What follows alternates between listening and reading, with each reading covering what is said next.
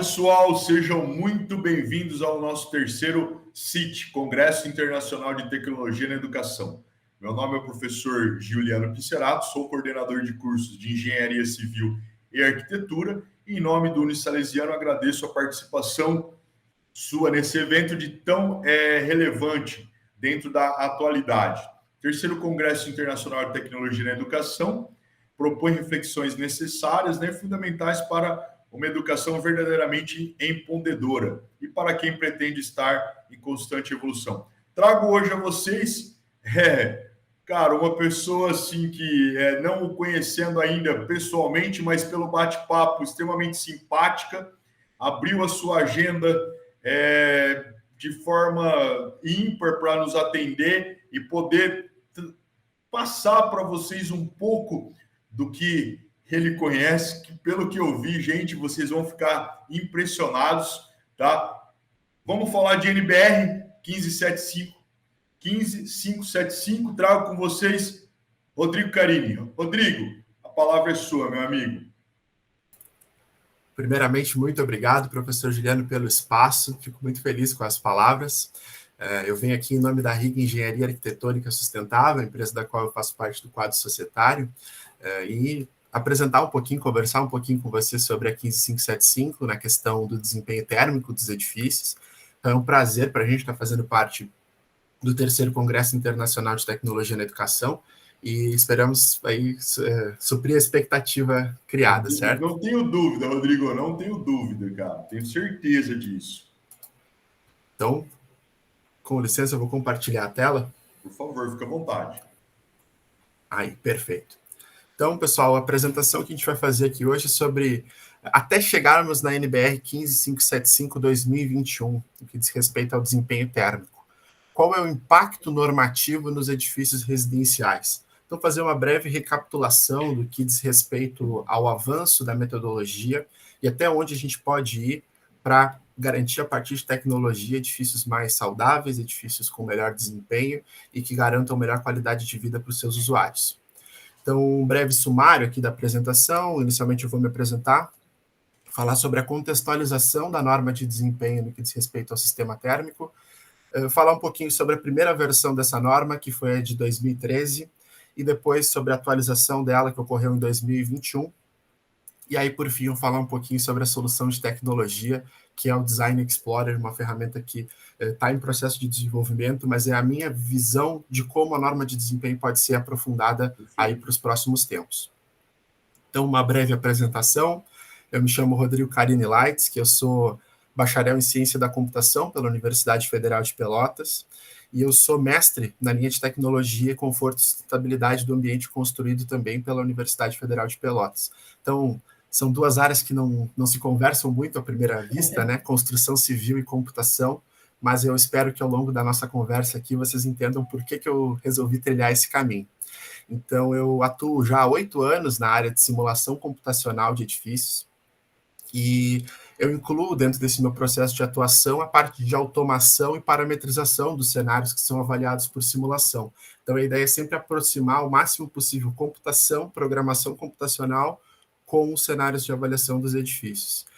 Tive a oportunidade de ter experiências profissionais em diferentes empresas desse segmento ao longo desses últimos anos, organismos também de inspeção, e voltado sempre para essa parte de conforto, sustentabilidade dos edifícios. Hoje eu sou sócio e diretor de tecnologia na RIG Engenharia, que é uma Construtec de Curitiba, e o nosso foco é a avaliação e o desempenho dos edifícios com o uso de inteligência artificial.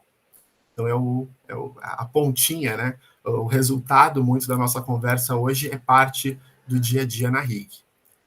Então, fazendo uma breve contextualização sobre a norma de desempenho, acho que a primeira coisa que a gente precisa falar é sobre o que é a norma. Eu sei que esse é um papo que já foi debatido com certeza pelos demais palestrantes, pelos outros convidados, mas é sempre muito interessante escutar a perspectiva até chegar na sua área específica que envolve a norma de desempenho, E a NBR 15575, portanto, vocês já estão sabendo disso, é a norma brasileira responsável pelo desempenho das edificações, e ela busca identificar qual que é o comportamento de uma edificação no que diz respeito à durabilidade, à segurança e o conforto.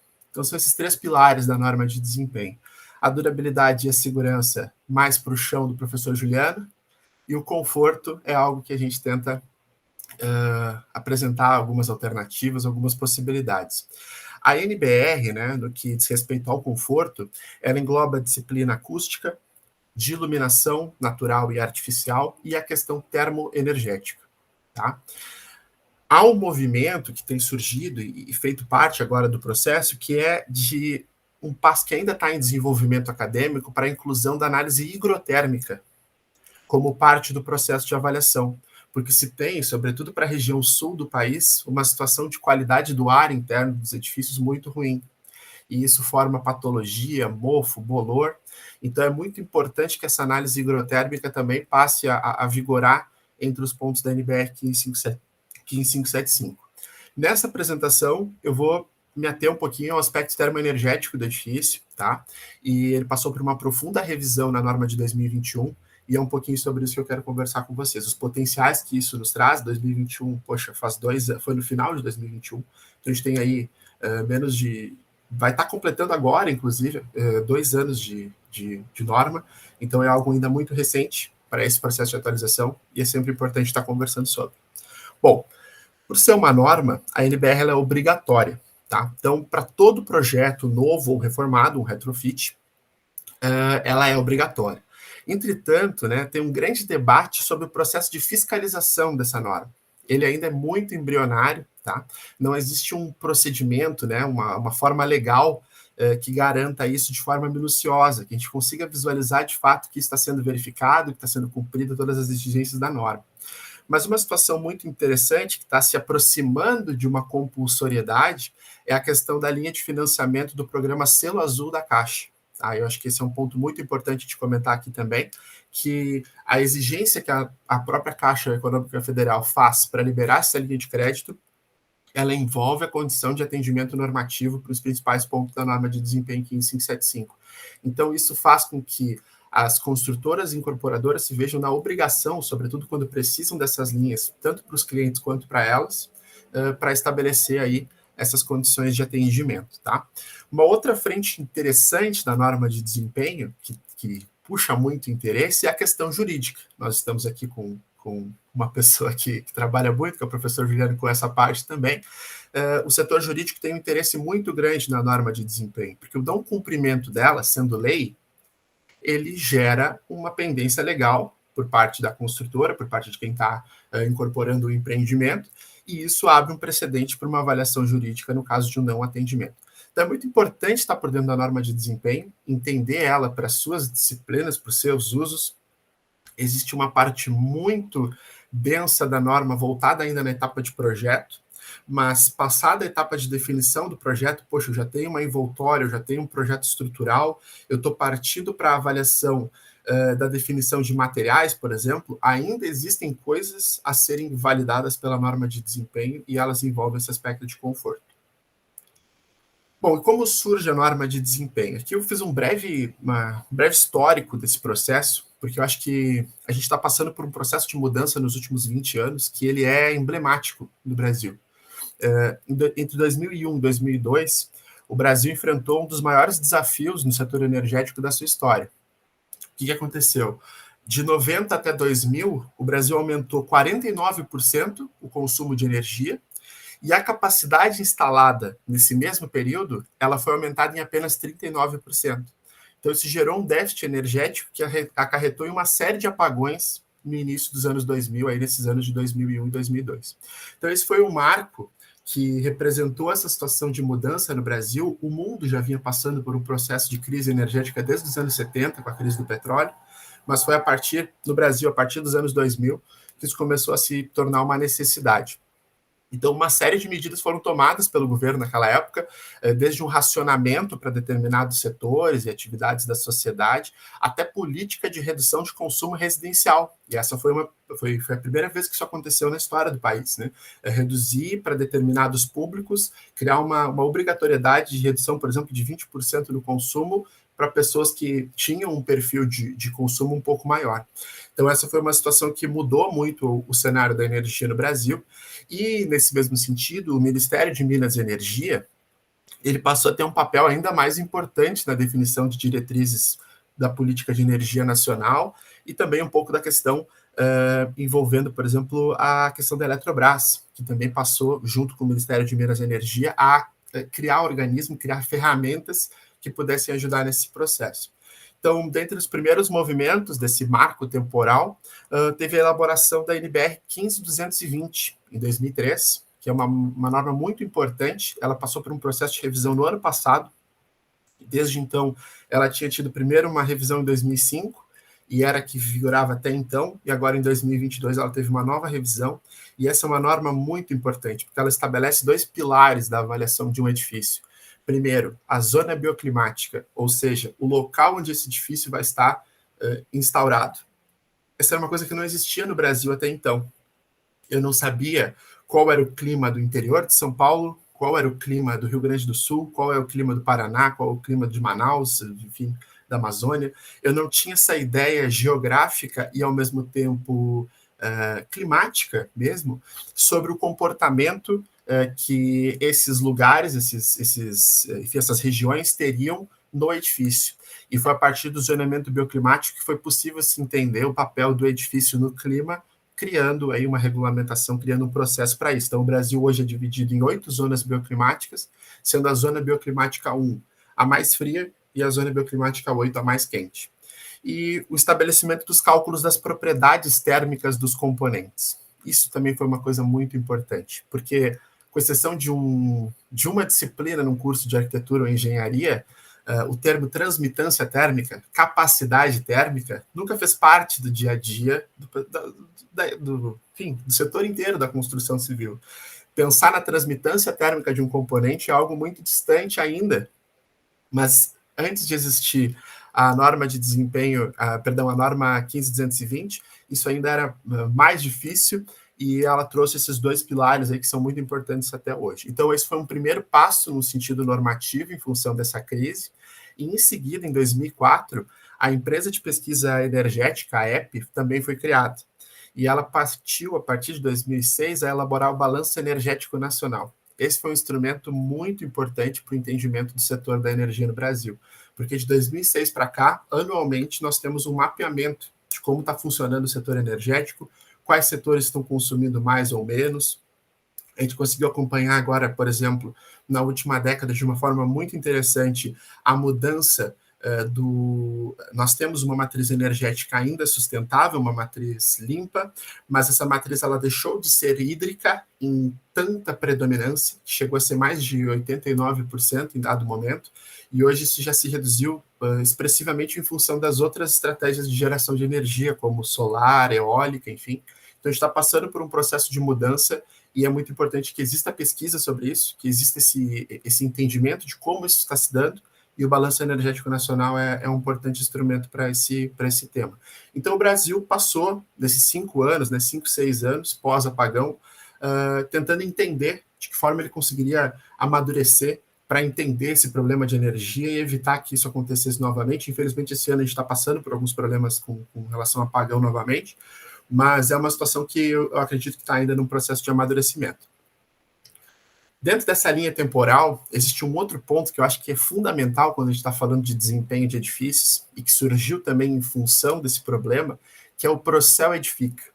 O Procel Edifica, ele surge em 2013, através da Eletrobras, e ele é um programa que busca promover a qualificação das edificações residenciais, comerciais, públicas e de serviço. O que ele fala? Né? Ele traz 2 instrumentos, 2 regulamentos técnicos, o regulamento técnico comercial, que é para comercial, público de serviço, que foi lançado em 2009, e o regulamento técnico residencial, que foi lançado em 2010. O que esses instrumentos buscam? Né? Eles querem qualificar o nível da edificação a partir de um nível de eficiência, tal qual nós temos com a nossa geladeira, enfim, o eletrodoméstico na nossa casa, com o selo do Inmetro para estabelecer o nível de eficiência daquele equipamento, é possível fazer isso também para um edifício. É um processo que está passando ainda por um amadurecimento interno, em termos de procedimento. Hoje ele acontece de forma mais frequente em edifícios comerciais públicos, certo? Então, educacionais também, enfim, edifícios públicos em geral. Não é tão comum utilizar essa estratégia específica da certificação dos empreendimentos em outros setores, né? Porque existiu todo um processo de vinda de selos internacionais para certificação, como o LEED, ED, e tantos outros que hoje fazem parte aí do mercado. Então, algo que ainda está buscando espaço é a questão da eficiência energética dos edifícios a partir da certificação, e esse é um passo que com certeza também foi muito importante naquele momento para começar a se estabelecer uma consciência do tamanho do problema. Bom, e a norma 15575 de 2013? Vou falar um pouquinho sobre ela. Antes de falar sobre a 15575 de 2013, ela teve uma primeira proposta em 2008, tá? E acho que essa proposta foi muito interessante, porque foi a partir dali que se começou a se discutir a possibilidade e a necessidade de se avaliar para edifício residencial essa situação, mas a norma de desempenho ela representou, no momento que ela surge, um marco. Até então, eu poderia, com exceção de uma ou outra restrição envolvendo questões legais, eu poderia construir basicamente da forma que eu quisesse. E a partir daquele momento, os termos que foram criados não, mas foram documentados em termos de performance do edifício, com relação à transmitância, capacidade, estanqueidade, todos os aspectos que envolvem o envelope e a qualidade desse envelope, que foram estabelecidos lá pela 15220, eles foram formalizados para aplicação prática em um edifício na 15575 de 2013. Então, ela foi uma norma muito importante, nessa parte 1 da norma, para se estabelecer essa condição. A norma ela traz duas possibilidades. Eu acho que antes de entrar propriamente na avaliação e no processo de que maneira se dá essa condição, é importante destacar que a norma ela tem o método prescritivo ou simplificado e o método por simulação. O método prescritivo ou simplificado, que existia na norma de 2013, eu vou falar um pouquinho depois para vocês, existe também ainda na norma de 2021, ele estabelece uma condição que é parecida com um checklist. Eu tenho aspectos construtivos que foram considerados para o meu empreendimento e eu verifico se eles atendem os requisitos mínimos estabelecidos pela norma. Estando ok com relação a isso, eu tenho o atendimento mínimo de desempenho. Não estando ok, algum deles, eu não consigo. Vou dar um exemplo para vocês. A capacidade térmica de um sistema steel frame. Poxa, se eu estou falando de uma construção leve, né, o sistema steel frame ele tem uma capacidade térmica abaixo aí de 80 kJ por quilograma. E essa condição específica de capacidade térmica, ela acaba não atendendo o pré-requisito mínimo estabelecido pela 15575 de 2013, porque ela estabelece um mínimo de 130. Então, qual que é a alternativa nesses casos? Eu não vou poder construir com steel frame nunca mais? Não. Existe um ponto alternativo para isso, que inclusive é recomendado pela norma no caso dos não atendimentos, que é a simulação computacional. E aí que entra a atividade que eu faço diariamente. A simulação computacional, ela não só permite avaliar esses sistemas que não fazem parte dos mínimos estabelecidos pela norma, porque eles podem continuar tendo atendimento desde que não façam parte daquela condição, às vezes para um determinado clima, em um determinado contexto eles vão passar, e eu só vou saber isso através da simulação, né? E é muito importante também, porque a norma de desempenho, ela é avaliada nessa condição prescritiva apenas para o nível mínimo. Quando eu insiro a simulação computacional, eu permito a avaliação também do nível intermediário superior. O que isso significa? Eu deixo de avaliar um passa ou não passa, que é simplesmente uma cartilha, e eu já começo a avaliar o desempenho.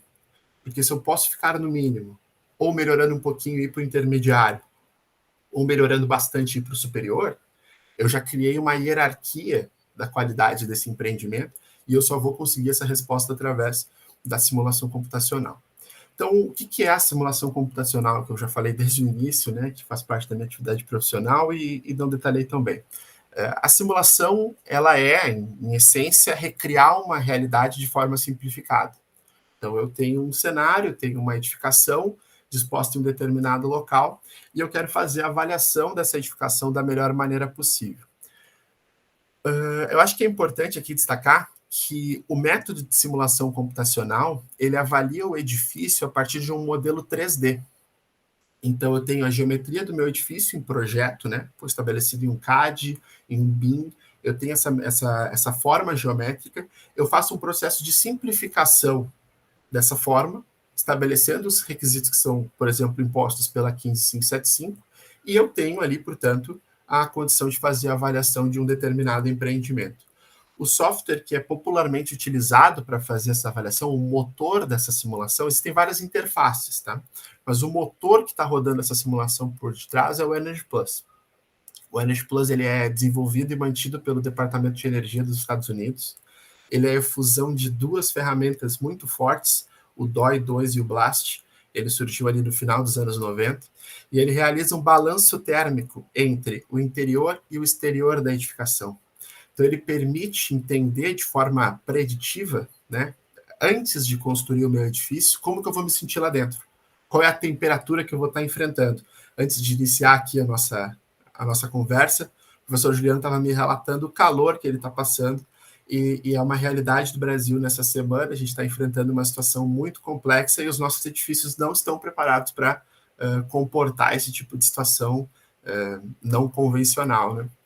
Então, essa é uma característica da nossa construção, é geral, né?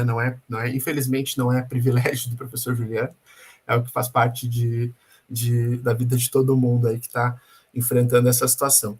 Então, Rodrigo, mas é interessante, por favor, um pouquinho, por favor. É interessante você colocar essa situação, porque ela é nova para o mercado, ela é muito importante, entendeu? E eu acho que vai otimizar muito a execução das obras.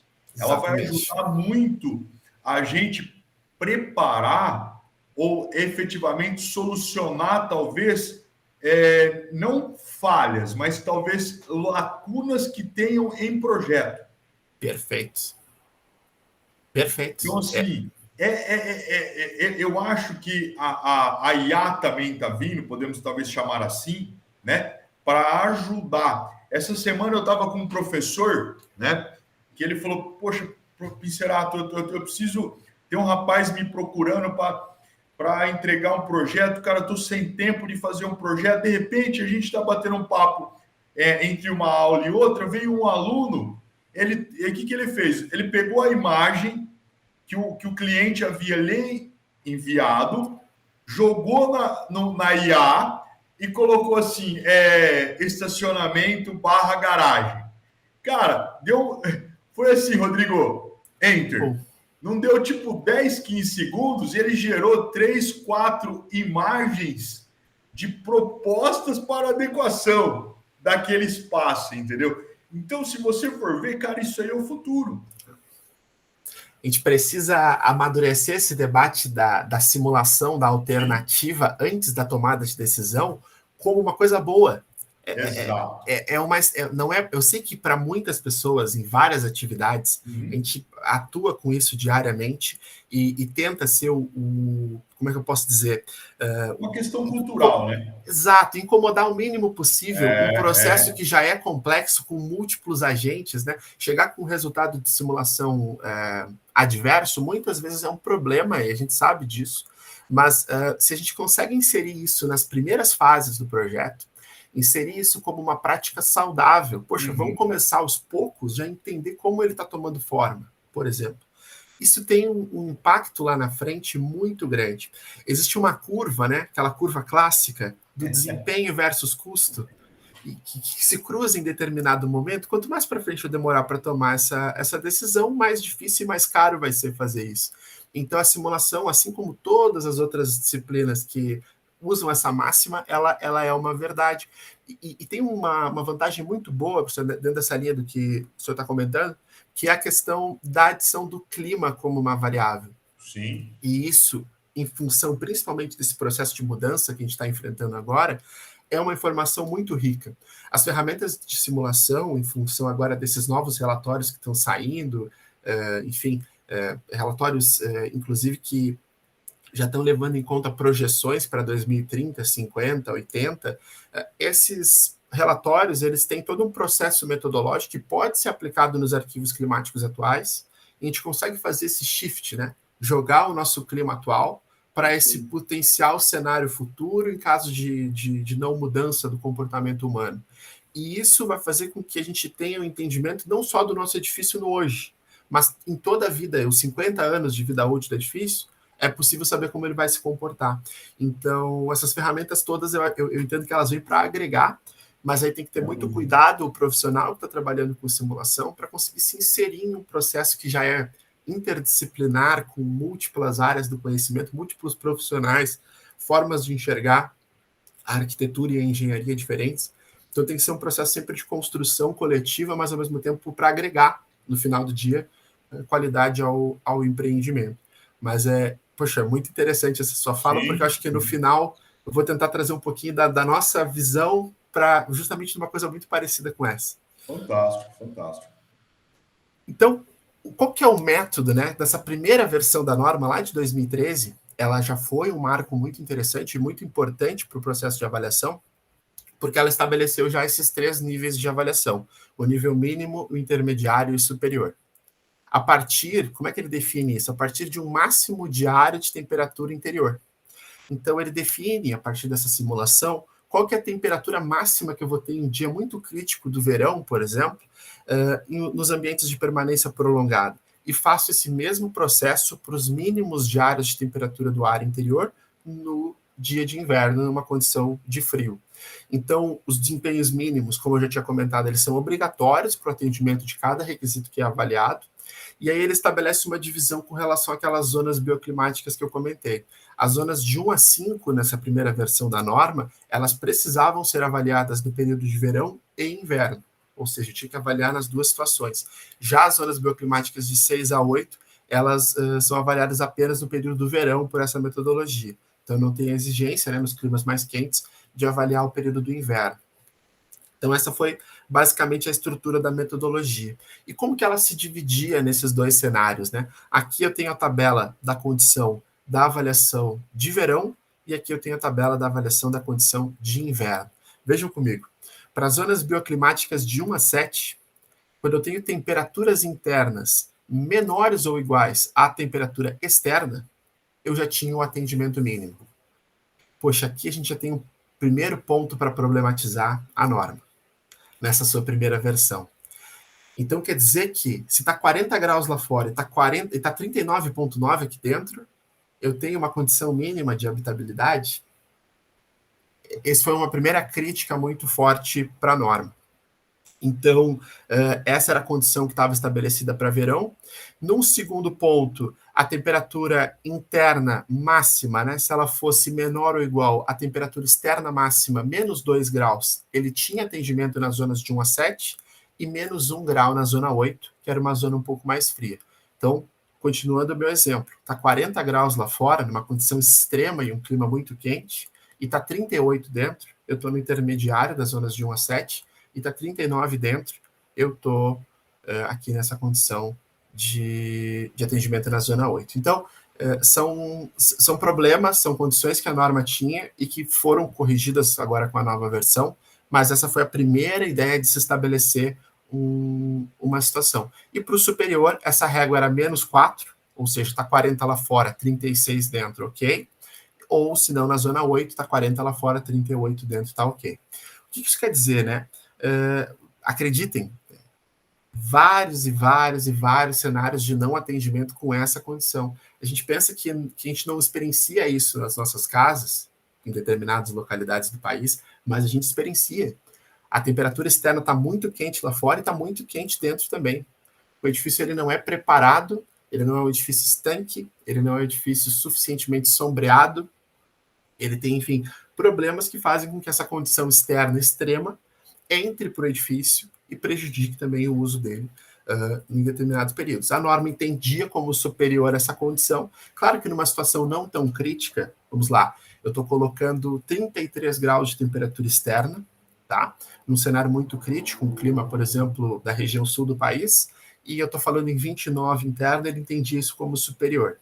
Se a gente for pegar uma referência bem antiga para país em desenvolvimento, que é Givone, ele falava que de 18 a 29, o ser humano se sente bem dentro de um espaço. Mas isso era anos 90. Poxa, hoje em dia, A gente quer se aproximar cada vez mais de uma qualidade que se entende hoje em dia como conforto, naquela faixa ali de 20 a 24, 18 a 24, né, uma faixa um pouco mais agradável para se viver, para se ter qualidade de vida dentro dos espaços, tanto para o uso residencial, como é o caso da norma, mas também ambiente de trabalho, no caso de avaliação de outros regulamentos. Para a condição em especial da avaliação para o frio, aí nós não tínhamos análise para as zonas 6 e 8, mas das zonas 1 a 5, o que ela estava falando, a norma? Se a minha temperatura interna for maior do que a externa mais 3, eu passo. Intermediário mais 5, superior mais 7. Então, essas equações aqui. Vejam comigo que interessante. Então, eu estou falando que eu estou com uma temperatura externa de 0 grau. Acontece bastante na região sul do país, é comum. Né? Se eu estou falando que está 3 graus lá fora, eu posso estar com 3,1 dentro da minha casa e eu estou passando na norma. Ou eu posso estar falando que está 5,1 e eu estou passando, ou 7,1 e eu estou passando no superior. Então, são situações que criaram toda uma discussão. Eu até procurei algumas coisas e ia trazer, mas acho que não vem ao caso, porque a norma já não está mais em uso, essa 2013, mas acho que é sempre importante para contextualizar esse crescimento, né, esse avanço até a gente chegar hoje na tecnologia. Então, ela foi muito criticada ao longo dessa década, que ela ficou em vigor de 2013 aí até 2021. Ela sofreu bastante ataque acadêmico, com razão, né, com argumentações, com avaliações por simulação, apontando esses problemas que eu estou relatando aqui para vocês. Então, essa era a característica de avaliação da norma. E ela estabelecia só uma simulação de verão, de um ambiente bem crítico, de quarto ou sala voltado para o oeste, tá? Então, essa condição, ela tinha essa situação, e um ambiente de inverno com quarto ou sala voltado para sul e uma parede exposta voltada para leste. Então, ele pegava duas situações de orientação bem críticas e avaliava essas condições muito pontuais dessas unidades.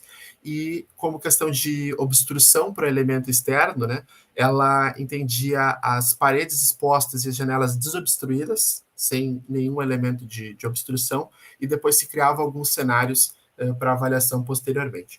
Uma coisa importante também, nessas simulações não eram consideradas fontes internas de calor. E aqui também tinha um grande problema, porque pessoas, iluminação e equipamentos fazem parte do edifício.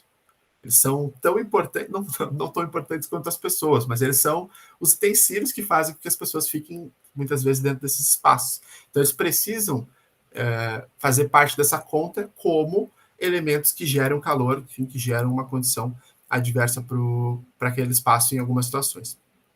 Então, a norma estabelecia para casos de não atendimento naquela primeira situação, né, nesse primeiro cenário, com relação à ventilação, estabelecer uma condição padrão com uma renovação de ar por hora, depois uma outra situação de ventilação com 5 renovações de ar por hora, depois uma outra situação sombreando 50% das janelas, e por último uma situação com 5 renovações de ar por hora e sombreamento de 50% da janela. Então, ela dava várias chances da pessoa atingir aqueles números que nem eram, convenhamos, números tão interessantes assim, né? Então, a pessoa tinha como, e muitas vezes empreendimentos não passavam nisso, para a gente ver que muitas vezes a qualidade da construção civil ela precisa passar por um processo crítico de revisão da forma como a gente constrói.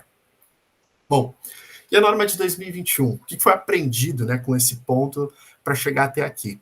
Eu trouxe esse infográfico que eu acho muito bom do LabE, e ele é muito simples, porque essa norma está um pouco mais complexa, depois eu vou falar sobre as principais diferenças, mas qual que é a ideia dela? Ela estabelece também um modelo simplificado e um modelo de simulação, mesma coisa. No modelo simplificado, o que a gente faz? A gente faz comparação com valores de referência. A gente avalia se a transmitância térmica está fazendo o que ela deve fazer, a capacidade, a abertura para ventilação e os elementos de transparentes. Então, ela faz um checklist, como eu tinha comentado na 2013, e atendendo essa condição do checklist, eu tenho um atendimento mínimo. Agora, para avaliar do mínimo ao superior, eu preciso, novamente, usar a simulação computacional. E aqui, eles fizeram uma mudança, que eu acho que foi uma mudança muito importante, que é a avaliação do edifício real e do edifício de referência. Então, eles fazem uma comparação do edifício tal qual ele vai ser construído com um modelo padrão com o sistema construtivo convencional do Brasil. E aqui está um pouco do resumo desse processo de avaliação. Bom, como é que eu faço essa comparação desses dois modelos? O que é o meu edifício real, o que é o meu edifício de referência? O meu edifício real é a edificação com as minhas paredes, com as minhas janelas, com tudo exatamente igual à forma como eu estou pensando que eu vou construir, tanto a nível de material construtivo, quanto a nível de projeto arquitetônico. Agora, o meu edifício de referência, ele é um edifício que pega todas as minhas janelas dos ambientes de permanência prolongada e redimensiona elas para 17% da área do piso. Então, ele cria um cenário padrão, um cenário fictício, e troca todas as minhas paredes, lajes e vidros para uma condição básica, que é um concreto 10 centímetros. É uma situação muito comum em Minha Casa Minha Vida hoje. A gente está observar aí edificações que estão sendo construídas no concreto. Aqui para a região sul, elas têm um certo problema, porque elas podem gerar aquele problema patológico que eu comentei lá no início, que está virando tema de pesquisa.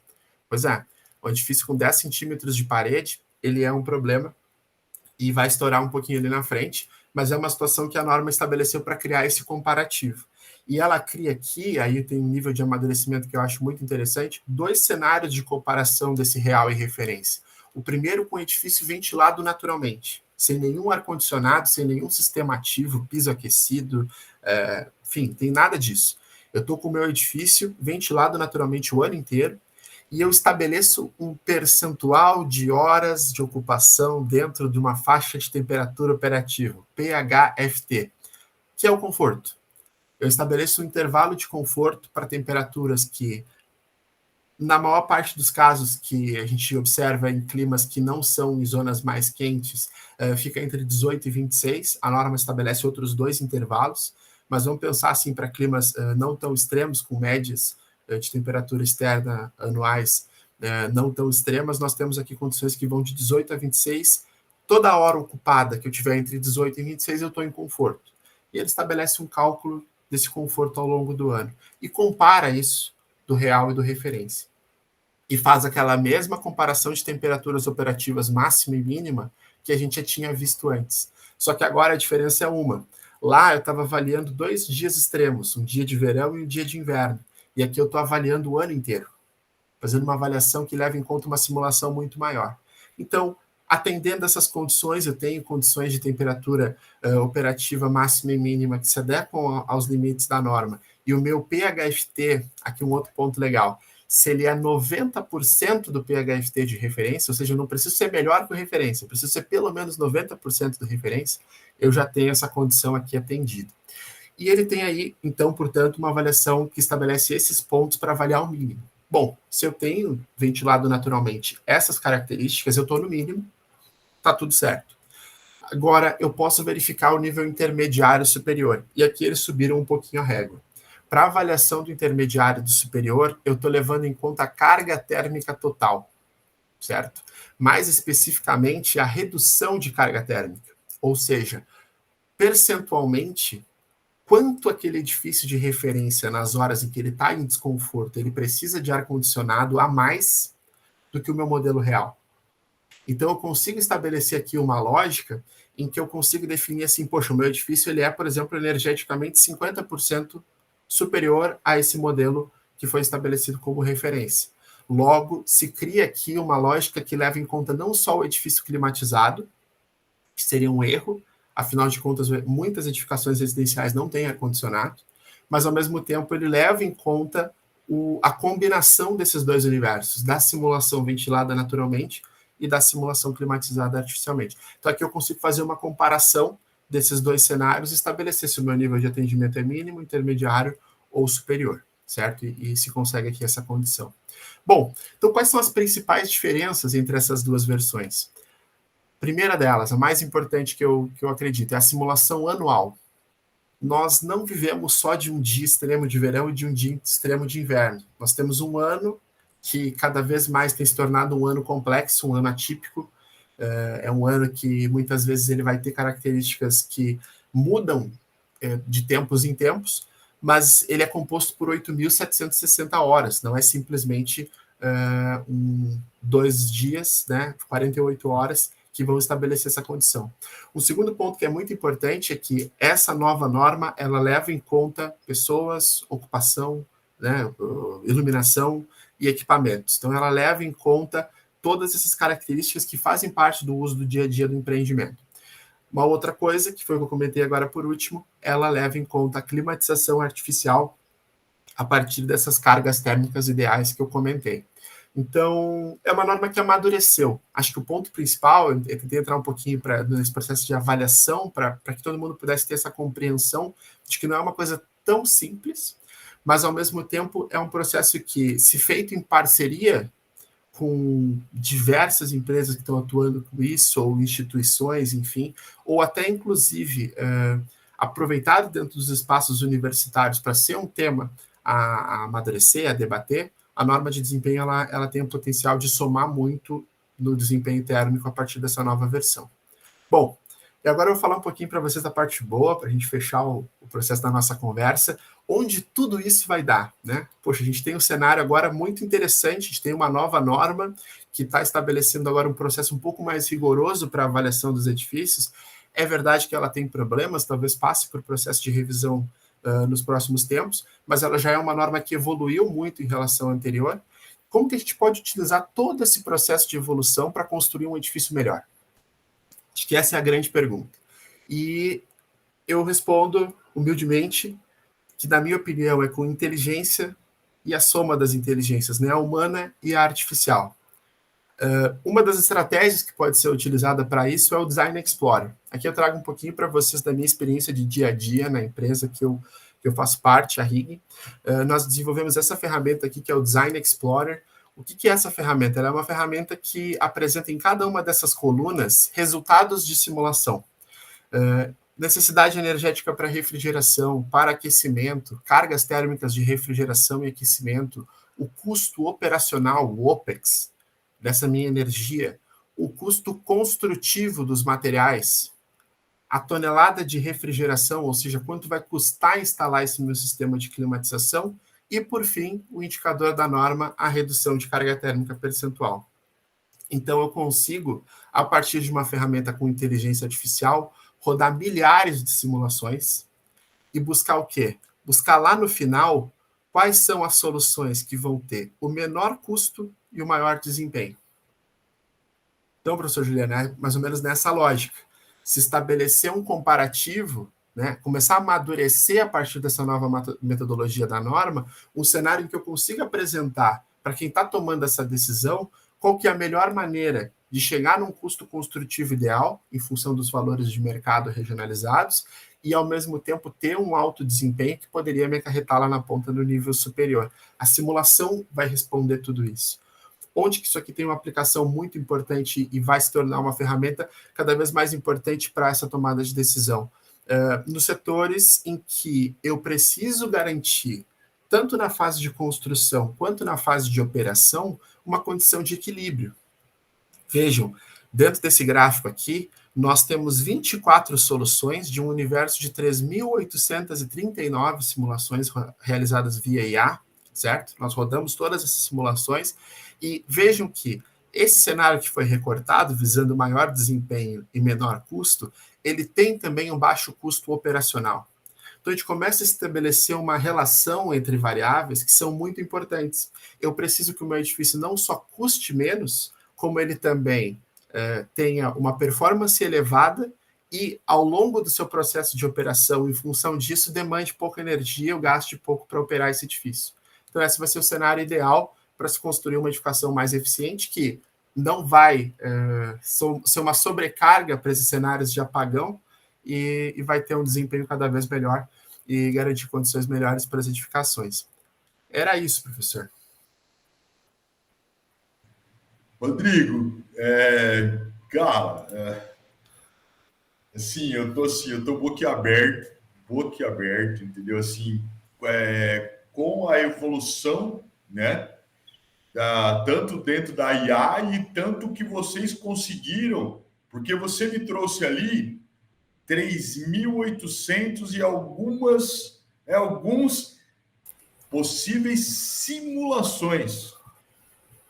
Então, assim, cara, é fantástico que a gente pode efetivamente, né, transformar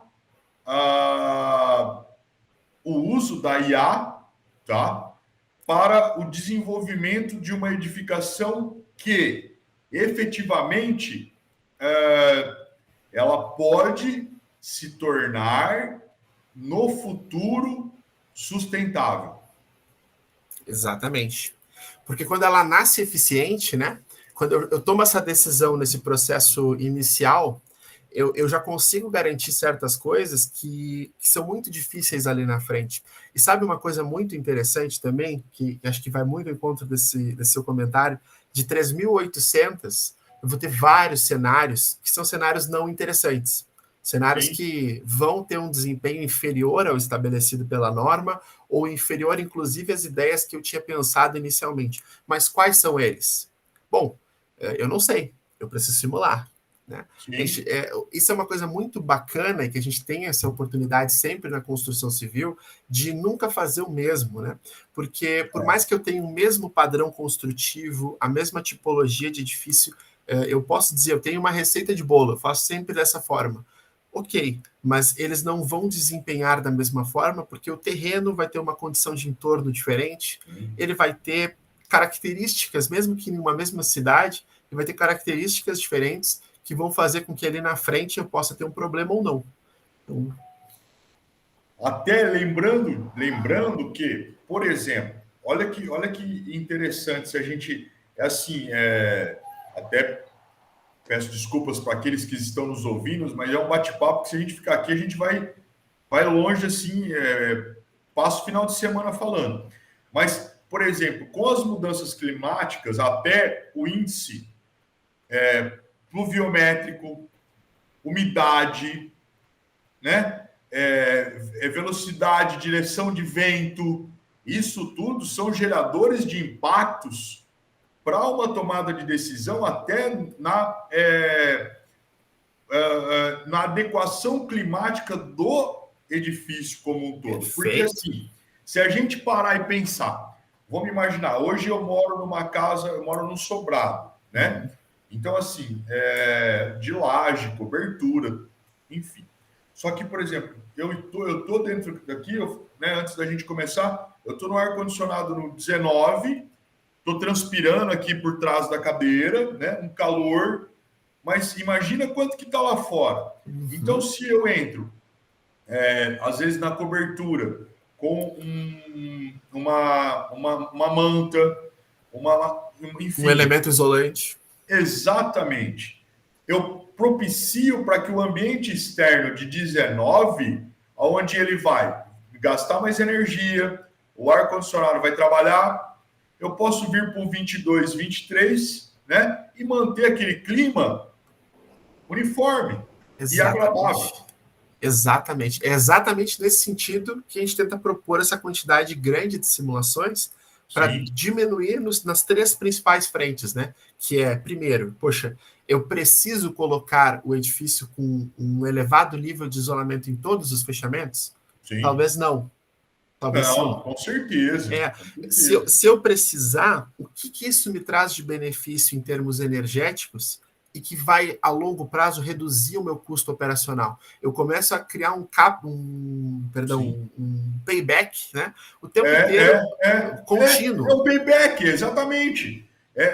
Talvez o payback que às vezes as pessoas não visualizam do retorno de uma edificação, do investimento feito inicialmente, que minimiza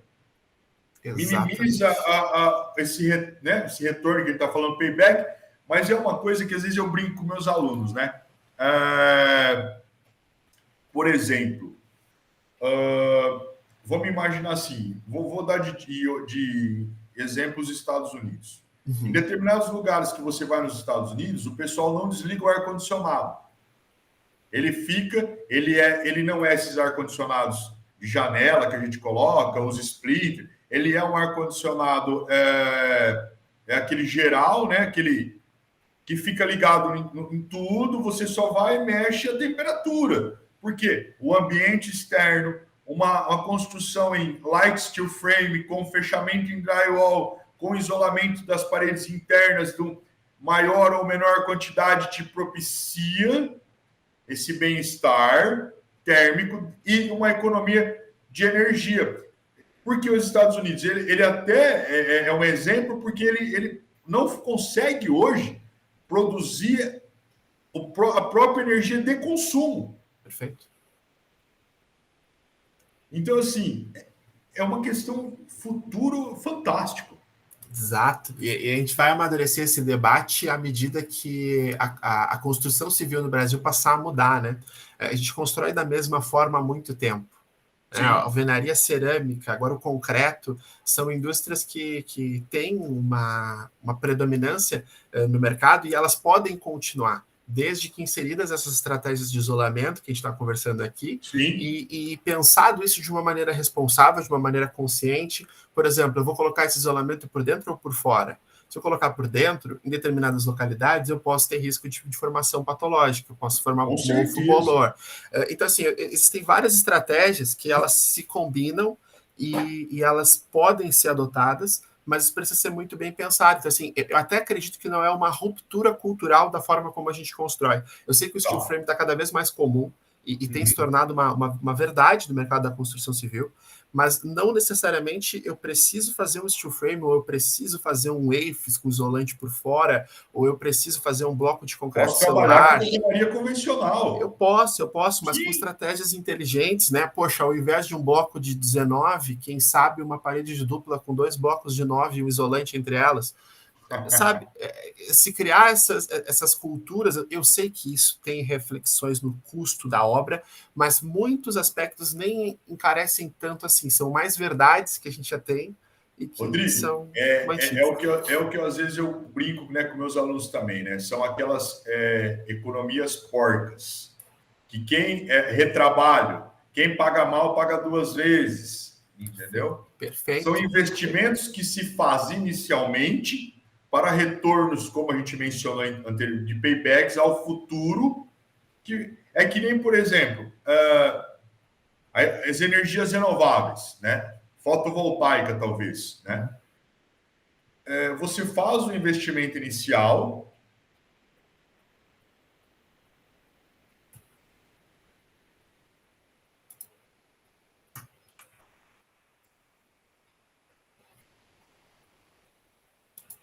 às vezes efetivamente uma onda, né?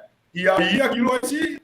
E você começa a usufruir daquilo, né? Então, assim, é interessante. Eu sou a favor, tá? Eu fiz algumas anotações aqui ao longo da sua palestra, inclusive até estava aqui brincando com o nosso, comentando com o nosso pró-reitor acadêmico, professor André Ornelas, sobre a inteligência artificial, né? Que é uma questão futura que ele nos instiga muito a aprender, né? Então, assim, é fantástico, entendeu? É fantástico. Que é uma questão que a gente tem que se aprofundar, Perfeito. que estão nos ouvindo, né? Estudar, se aprofundar. É uma questão de futuro, entendeu? Que vale muito a pena. Excelente. O pessoal que ainda está na academia... Só para concluir um pensamento aqui, né? Eu gravei com a Thaís, né? Ontem, se não me falha a memória. E aí a gente falou muito, né? Batendo papo sobre o BIM. Cheguei na aula, falei, gente, BIM, cara, sabe assim? Palavras-chave, né? Agora, cada vez mais. Exatamente. Exatamente. E esse processo de estudo e formação, ele é constante, né? O pessoal, às vezes até quem vai nos assistir, que está ainda em processo de formação, enfim, tanto na Unisalesiano quanto em outras instituições e está acompanhando o evento, é uma questão importante para a gente ter como prática para o dia a dia, porque esse aprendizado ele é eterno, né? A gente nunca vai dominar todo esse processo, a gente tem saberes na pontinha lá, né? Tanto esses especialistas que estão comentando aqui sobre outras disciplinas, vai ser muito legal quando a gente conseguir unir tudo isso num BIM realmente integrado, né? Que converse com todas essas frentes de uma forma que não gere retrabalho, que não gere um problema a mais, um passivo para quem está desenvolvendo o projeto. E eu tenho certeza que quando isso acontecer, a gente vai chegar num caminho muito interessante. Com certeza. Rodrigo Karine Litsky. Isso, exato. Queria agradecer imensamente aí, muito obrigado pela sua participação. Eu tenho certeza que esse momento vai ser de grande valia para os participantes, vai agregar muito em suas vidas pessoais e profissionais. Em nome do Unisalesiano, do nosso diretor-geral, Padre Erondita Mandaré, do nosso pró-reitor acadêmico, professor André Ornelas, agradecer demais a sua participação, a Rig, ao Fabrício, tá?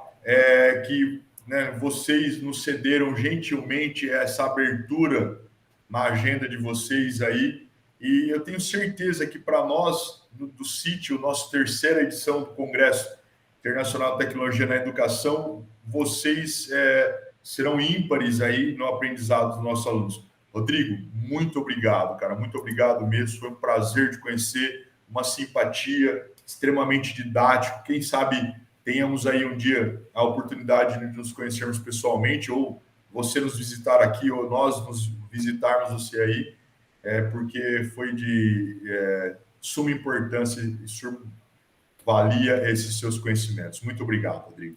Muito, muito obrigado. Eu que agradeço a oportunidade. Acho que é sempre muito bom a gente estar debatendo, estar conversando um pouquinho antes de iniciar a conversa sobre a importância desses espaços. Então, para a RIG, isso é muito bom, muito valioso a gente reforçar, tanto com quem está em processo de formação, quanto os nossos parceiros, agora também o professor Juliano, estabelecer essa posição e esse compromisso com esse entendimento técnico e acadêmico, e não perder esse contato, porque isso é muito importante. A gente precisa, tanto o mercado precisa muito da academia e vice-versa. Então, muito obrigado pela oportunidade e esperamos aí compartilhar de novo novas experiências na frente. Se depender de mim, pode ficar tranquilo que vamos sim. Abração, fica com Deus. Até mais. Tchau, tchau. Até mais.